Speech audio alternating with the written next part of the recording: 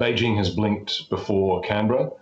It's almost a year now since the Chinese Communist Party delivered its list of 14 demands on Australia as its requirement for returning to normal trade relations and lifting all the trade sanctions. Australia ignored that list completely, and now, without Australia having blinked, as you say, indeed, Beijing has blinked. Its coal and electricity crisis is so acute that even though it's suffered through this for some months of the crisis aggravating, they finally tapped the mat, if I can mix the metaphor, called uncle, and started to admit, without any announcement or formal policy change, but they have started to ship in the Australian coal, which had been sitting in bulk cargo carriers off the coast for a year, some of it. And so, to your point, it's not necessarily there's no announcement and not necessarily any shift or softening in its policy against Australia, but really driven by domestic necessity. That's right. And it tested their pain threshold and finally broke through the pain threshold. This doesn't mean in any way that Beijing is relenting in its political and strategic campaign to try and break Australia's sovereign will, which is what this is essentially about. They may, in fact, now look for new mechanisms to use against Australia. But what it does show is that it's not all one way, that Australia does have leverage, not only as a commodities supplier, but two other things just in the last 2 weeks, Bev, where Australian leverage has emerged, which we weren't expecting. One, of course, is the new security partnership with the UK-US, the AUKUS agreement, which is essentially a merging of the military-industrial complexes of the three countries. And the other one, on the same day that AUKUS was announced, the Chinese government applied to join the regional trade partnership, which originally was called the TPP, that the Americans were sponsoring and then Donald Trump dumped, was rebadged and pushed forward by the Japanese and Australians, CPTPP it's now called.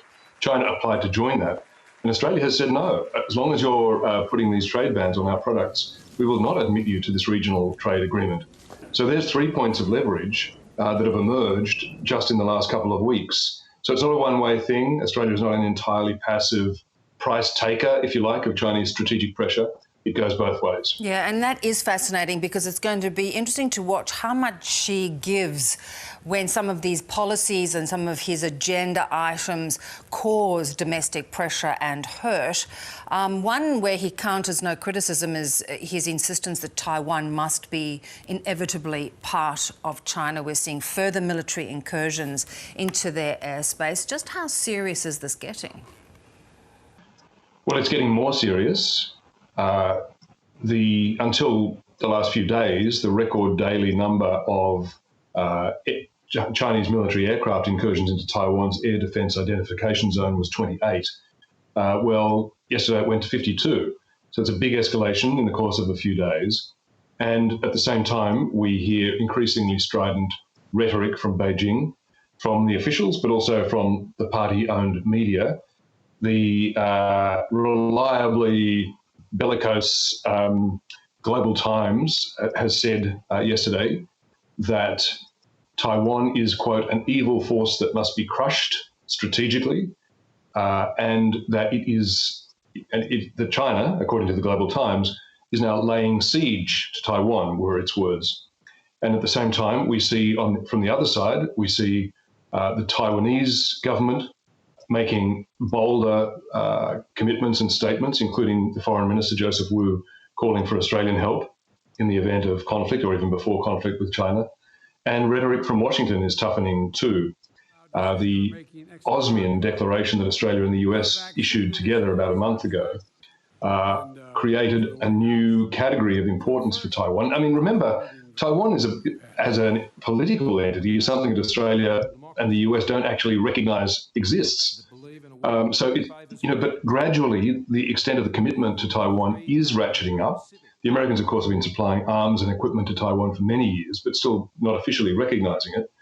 And in that Osmian declaration, both the US and Australia declared Taiwan to be, quote, a critical partner and, quote, a leading democracy. So that's raising the status of Taiwan, raising the stakes. And the US Secretary of State, Antony Blinken, just said yesterday that the US is rock solid in its commitment to Taiwan. So on both sides, we see a toughening. Yeah, but when Taiwan says they are preparing for war, asking for Australia's strategic help and potentially depending on the US, I mean, is it realistic that the US would go to war for Taiwan and that we could be drawn in some way?